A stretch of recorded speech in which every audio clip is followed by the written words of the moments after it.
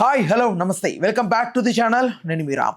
2018 ప్రణయ్ మరియు అమృత ఈ ప్రేమ హత్యకు సంబంధించి ఈరోజు కోర్టు అయితే తుది తీర్పు వెలువడించింది. అయితే ఈ అంశానికి సంబంధించి అసలు ఎగ్జాక్ట్గా ఈ స్టోరీ ఎలా స్టార్ట్ అయ్యి ఎలా ఎండ్ అయింది, అసలు నిందితులు ఎవరు, దీనికి సంబంధించి ఒక మంచి వివరణ, ఒక పూర్తి విశ్లేషణ సినీ మరియు రాజకీయ విశ్లేషకులు దాసరి విజ్ఞాన్ గారిని అడిగి తెలుసుకుందాం. ఏంటి ఎవరు దీనికి అసలు ఎలా స్టార్ట్ అయింది, ఎలా ఎండ్ అయింది, ఎవరికి ఉరిశిక్ష పడబోతోంది, ఎవరు నిందితులు? అమృత ప్రణయ్ కేసు పరువు హత్య కేసు. అసలు అప్పుడు అదొక సంచలనం. పరువు హత్య అనే టైటిల్ బాగా ఫేమస్ అయింది వీళ్ళ ద్వారా.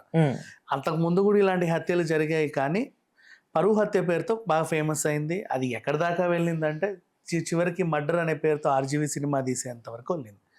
బాగా సంచలనం. ఈ అమ్మాయి కూడా తర్వాత చాలా మంది వీళ్ళ మీద సాంగ్స్ రాయడం, కొన్ని చిన్న చిన్న సినిమాలకు కూడా వీళ్ళ పేర్లు పెట్టి అమృత ప్రణయ్ ఇలాంటి టైటిల్స్ పెట్టడం, మంచి ప్రేమ కథలకు కూడా అందరూ భావించారు. ఈ అమ్మాయి ఇప్పటికీ సెలబ్రిటీ లానే లైక్ బ్యూటీ పార్లర్స్ కి అక్కడిక్కడికి ఇన్స్టాలో ప్రమోషన్స్ కి వెళ్తా ఉంటది.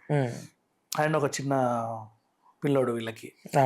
అప్పుడు ఎప్పుడు 2018లో జరిగిన విషయం ఏంటంటే అప్పటికే పరస్పరం వీళ్ళ కుటుంబం ఒప్పుకోలే పెళ్లికి. అయినా సరే ఈమె పెళ్లి చేసుకొని వచ్చేసింది అత్తారింటికి. అంటే అబ్బాయి తరఫున వాళ్ళు ఒప్పుకున్నారు కానీ అమ్మాయి తరఫున వాళ్ళు ఒప్పుకోలే. ఆ టైంలో ఏం జరిగింది, వీళ్ళు హాస్పిటల్కి వెళ్ళింది చెకప్ కోసం. తను ప్రెగ్నెంట్ అయితే, తను ప్రెగ్నెంట్ అని ఇంట్లో వాళ్ళు కూడా తెలుసుకొని ఇక వాళ్ళకి ఉడికిపోతుంది. ఇప్పటికే కూతురు రావట్లేదు, పైగా ప్రెగ్నెంట్ అంట.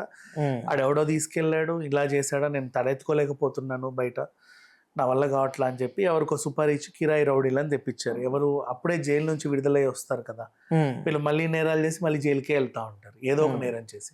కొంతమందికి జైల్ లైఫ్ అలవాటు బాగా, అక్కడ ఫుడ్ వాటి ఆ వాటర్కి అలవాటు పడిపోతారు.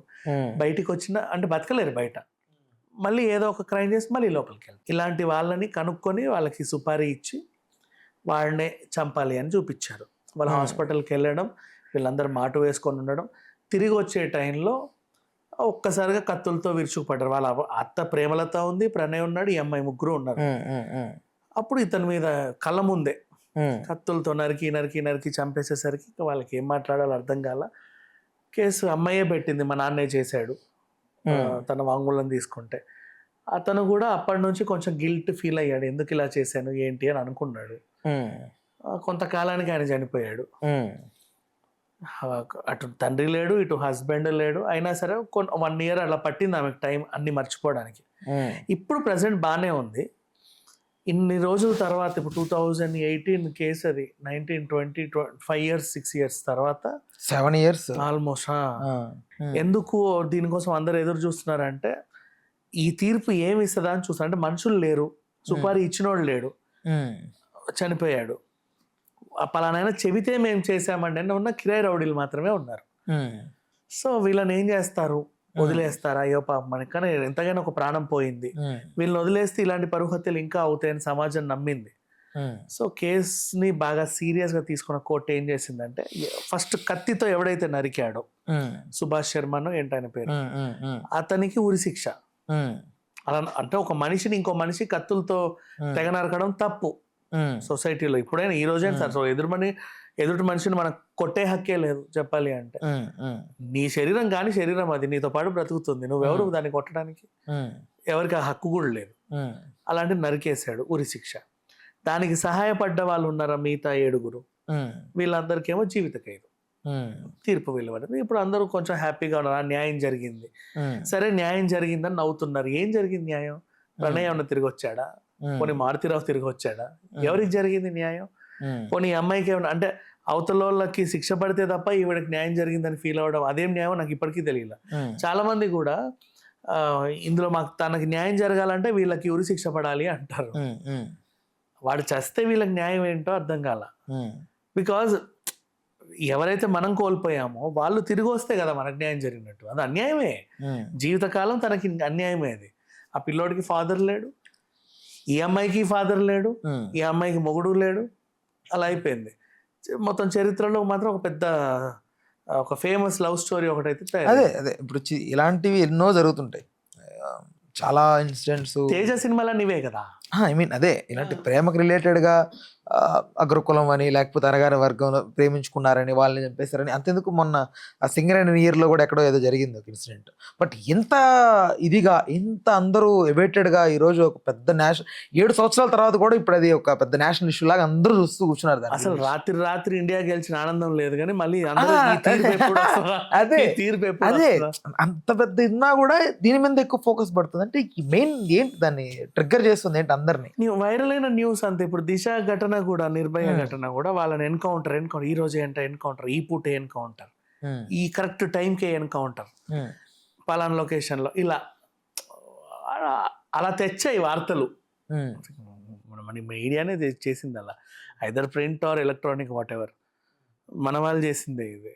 అంతమంది రాసేసరికి జనాలకు కూడా ఇదేదో అయిందంట కదా. మళ్ళీ అసలు అది మర్చిపోయిన వాళ్ళు, తెలియని వాళ్ళు కూడా ఇప్పుడు మళ్ళీ దాన్ని కొట్టి ఆ పాత వార్తలన్నీ విని ఓహో ఇదా జరిగింది. కొన్ని కేసులలో ఎప్పుడో 10 ఏళ్ళకి ఎప్పుడో తీర్పులు వస్తూ ఉంటాయి. అవి ఎప్పుడు జరిగాయి మనకు తెలియదు, మన ముందు తీర్పు వస్తుంది. ఆ వచ్చిన తీర్పు హైలైట్ అయ్యేసరికి దాన్ని మళ్ళీ తవ్వి తీస్తాం, పాత కథ ఏమైంది, ఏం జరుగుంటుంది. ఇంత ఇక్కడ ఏం లేదు, ఆ మావయ్య ఎవడికో సుపారీ ఇచ్చి వాళ్ళ కూతుర్ని తీసుకెళ్ళినటువంటి తను నచ్చనటువంటి అల్లుడు ఆయన్ని చంపేయించాడు. సమాజం ఏం నేర్చుకోవాలన్నా ఇలాంటి వాటి పట్ల? సమాజం ఏం నేర్చుకోవాలి, ఏముంది, మనం ఎంత నేర్పినా కూడా సమాజం ఎట్టుండాలో అట్లాగే ఉంటుంది. మనం ఎవరు నేర్పడానికి? సమాజం మనకు కూడా మనకే నేర్పిస్తుంది. నేర్చుకుంటే బెటర్. సీరియస్లీ పరువు హత్య అంటున్నావు కానీ ఒక కులం వాడు మనిషే, వీళ్ళు మనిషి, నీ అమ్మాయిని చక్కగా చూసుకుంటే చాలు కదా నీ. నెక్స్ట్ సరే నువ్వు ముఖ్యమంత్రిగో లేకపోతే ప్రధానమంత్రి పోస్ట్లో ఉన్నోడికో పెళ్లి చేయి వాళ్ళ అబ్బాయిలకి ఇచ్చి నీ కూతుర్ని. నీ కూతురు సుఖంగా ఉంటుందా అంటే ఉండదు కదా. ఆమె మనసుకు నచ్చిన వాళ్ళతోనే తను సుఖంగా ఉంటుంది. పోనీ తప్పే ఉంది. నీకు నచ్చని పెళ్లి చేస్తే నీ కూతురు ఉండదు. ఇప్పుడు ఇక్కడ సిచ్యువేషన్ ఏంటంటే నువ్వు కూతుర్ని వద్దు అని చెప్పేసి పగ పెంచుకుంటున్నారు. అలానే బలవంతంగా నీ మాట విన్నా నీ కూతురు ఏదో రోజు ఫ్యాన్కి చున్నీ కడితే ఏం చేస్తావు? కూతురు ఉండదు కదా. అప్పుడు కూడా అలా అయ్యా ఫీల్ అయ్యా, కూడా ఇట్లా పెళ్లి చేసినా బాగుండేది, చూడు అనవసరంగా ఇంత పెద్ద సంబంధం అనుకుంటే పోయింది మొత్తం అనుకుంటారు.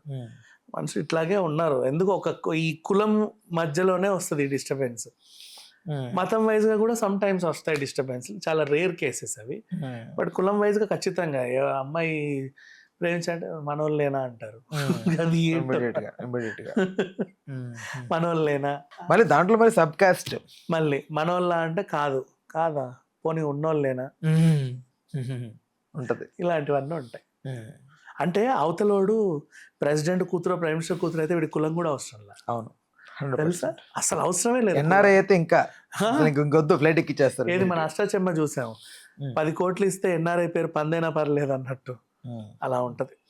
రైట్, ఓకే అన్న, థ్యాంక్స్ ఫర్ ఇన్ఫర్మేషన్.